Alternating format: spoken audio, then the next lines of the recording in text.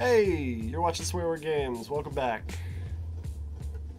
Oh, look, I've got extra Estus. Where did I get that from? Somebody's being real nicey to me.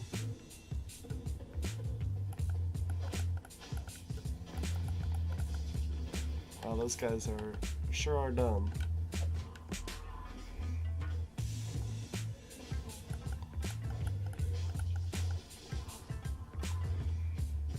Ooh, baby. I sure have gotten myself into a jam this time, huh? Stab! Okay, so, maybe you're seeing this, and you did leave a comment on yesterday's episode. I haven't checked them yet. Maybe this will be the last one I record right now. Yeah, that's what I'll do. I'll post that first video, and I'll do my next recording after that. You might be like, wow, this guy does not have a plan for what he's doing. And I'm like, wow, you're figuring that out in 2017. Fucking, you're the last one. All my friends and family know me as the guy who doesn't have a clue what he's doing with anything in his life. Yep. Oh, come on! So yeah, tomorrow's episode I'm gonna see if anybody left a comment, and I'll share the shit out of it. That way it invites everybody to talk. What? Can I not? I'm spacing out. You can't make that jump. I'm wrong about Dark Souls. Oh, here. Time to just cross this bridge. Nothing bad will happen. What? Oh? Oh, okay, that wasn't right. That I was trying to be like cute and be like, oh, I hope nothing happened. Something happened. I don't know what it was. A dragon's supposed to land like right here and be like, "Bleh," and then fly off. I don't know. I guess he wasn't about it today. Let's see, episode 2, which will stop being meta and start being why do I like Dark Souls so much? Which I guess I started in episode 1. Episode 2 will be about... Oh! Get bled. Oh, I'm gonna get shot! Dodge! Man, those are slow arrows. Haha. So, I watched a really good video recently that was about the rhythm of Dark Souls combat and the way in which it works. And I'm just gonna, like, off the cuff, I haven't prepared any of these observations beforehand, but I am gonna, off the cuff, just reflect on that now, I guess. Why not? Right? So what they implied was that in Dark Souls, basically there's a rhythmic cadence to combat. There's a telegraphed call and then a player response. And that person compared them to the up and down beats in music. So, like, watch this dude. He's gonna fuck around because these guys with shields are absolute bitches. I think there's supposed to be like an allegory for players who play with shields in Dark Souls, because they just baby step around with their shield held up all the time because they read the tooltip that says, hey, you can attack with a spear if you have a shield. Which is what I did. Everybody did. Okay, so right there, you saw that. That guy spread his arms out, he dropped his guard, and he stepped towards me, and I had like a beat or two to really track in on what he was trying to do. If I had been paying attention to what I was doing instead of what I was saying, I would have had a response. Most effective of those being, whoosh, slap his spear out of his hand like a punk ass. Right? And that's what this game is about. You see an enemy, you wait for their call, and you give them a response. And sometimes you just play Ring Around the Rosie and they stand still like an idiot. There's going to be some cheese, and I don't want that to be illustrative of how Dark Souls is. Come on out, you little fuckwad. Hey, buddy. Hello. Hey. But, like, especially this axe guy, all right? I'm going to punk on this axe guy just to illustrate my point. So, like, you can see the big wind up. Oh. And then there's, like, a few beats, especially because the axe does so much damage. I'm actually going to stop for a Mountain Dew real quick. So, like, you can see there, he was up and he was ready to go. There was no misinterpreting his silhouette, no matter, like, from what angle you saw it. That guy's getting ready to throw that big axe, right? And you have an amount of time in there to call it back. And that rhythm is what the game's all about. Now, as you get better, it becomes more complicated than just, oh, dodge when they swing, or block when they swing, or get out of the way. You can make the enemy play to your rhythms. I can get in here and get a few swings off, and maybe his attacks are slower than mine, or maybe I can outrange him or something. And I can, like, really get in there, and while he's doing his thing, I can start playing my own rhythm. And generally NPCs are bad at dealing with that because they're NPCs. But other players, ooh baby, they'll play that game all day. Which reminds me, I need to humanity up. That would be fun, wouldn't it?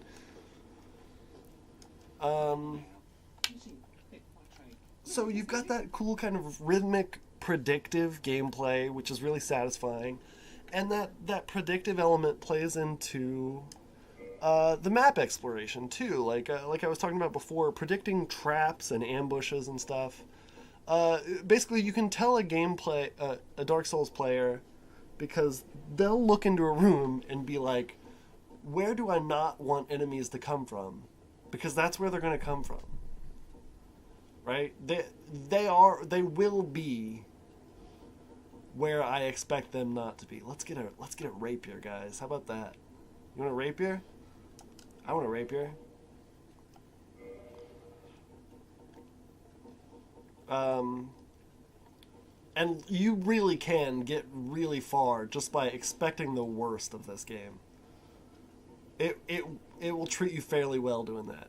If you look in and say, man, this is a really narrow bridge, I hope they don't throw me some aggressive enemies, you know, if I have to dance around a lot, then I'll fall off the cliff. And then the game designers are like, yep, yeah, that's exactly why we put the bridge there, so you fall off it. And they throw, like, painting guards at you, and you have to block knives and, like, maneuver yourself and avoid their attacks, even though, let's be honest, that's a bad example because those painting guards always kill themselves.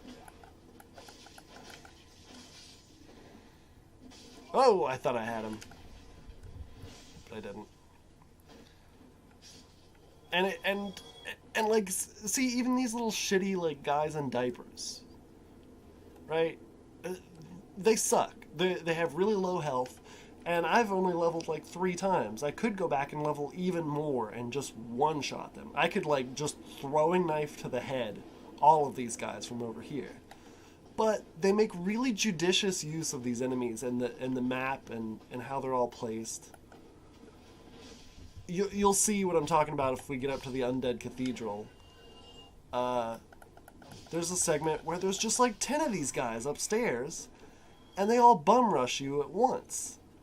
And they have the same attacks, they have the same bad equipment, and they do the same thing they do here. There's just a bunch of them crammed into a room with an enemy who buffs its allies. It's called a what are those guys called? There's that jump. There's that jump. A channeler, I think those are called. Yeah, a channeler. And those guys make I'm gonna equip that. I didn't equip my rapier either, did I? Bandit knife. Let's see, what kind of encumbrance are we looking at?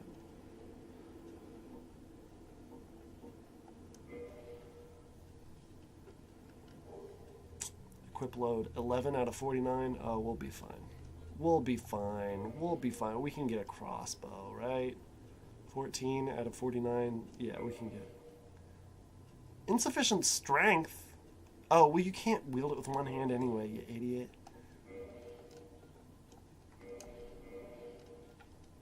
Anyway, yeah. So like that fight is a great example of how they really push to make use of the map and use enemies in exciting new ways. I mean, you might be really good at just laying out those little, one-shot diaper dudes. But, I mean, are you as good at laying out 10 of them that are being buffed by a guy who's on the other side of a cloud of men? I don't think you are. That's a completely different ballgame. And the game, like, look at this. Here's a big bridge. Man, it sure would be difficult if, while I was trying to cross this bridge, it was exploding.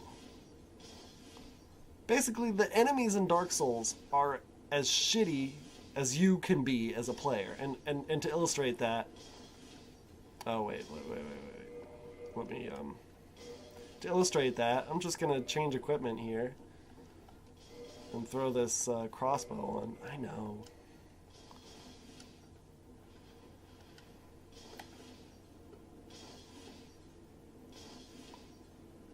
How is it that I do this?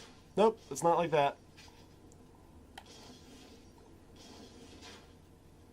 Not like that either.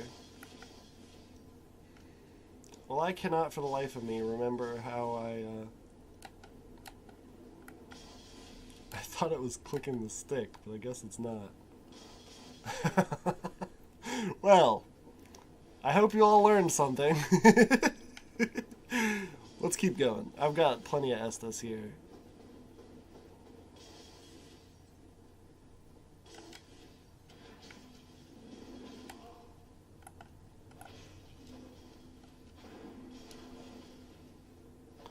Ooh, baby, lots of guys.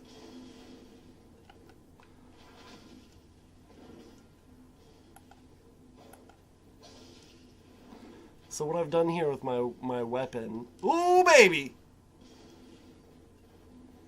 What I've done here with my weapon is I now have a rapier in my main hand, which gives me lots of range and penetrating power. It's a solid weapon. Oh! I thought for sure that would land. I'm gonna die here.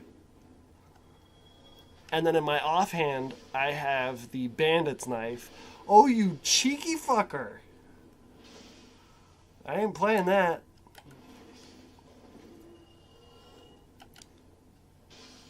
There we go. And then in my offhand, I have the bandit's knife, which is a very fast weapon that has it has a wide area of effect. You can get that nice little swish attack. It inflicts bleed, which is good for really tough enemies, and I can parry with it. So I've got a really solid gambling build, basically, where I'm hoping that the enemy doesn't hit me. And by keeping my weight really low, I can make sure that that's the case. Oh, and you want to see something shitty in case you're playing this game and you want some tips? You can, whoa! You can stab that guy through the wall. I'm kind of losing sight of that first topic I set for myself, aren't I? Look at how cool Dark Souls is, but also, here's how to cheese all the dudes. This isn't that. Ooh. Ooh. But yeah, the predictive style of gameplay, the motivation to explore, the environmental storytelling is big on the list for why I love this game.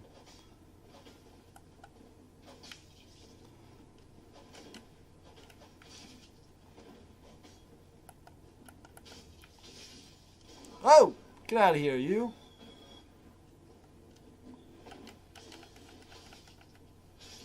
Oh! Yeah, that's a fun fight right there. And that's another thing that I talked to one of my friends about. I was, because I do this with games. If you know me, you know I do this. When I discover a game, I tell everybody about it. Oh! Oh, I have lost my kick move. I've lost my kick.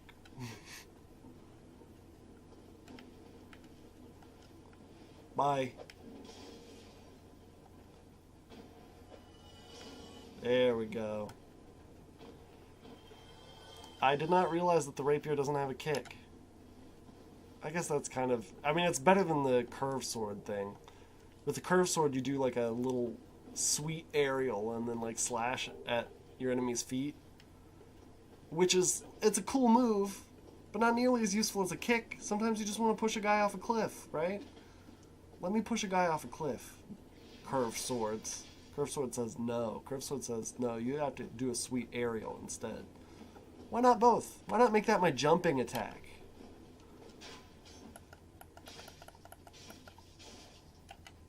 What?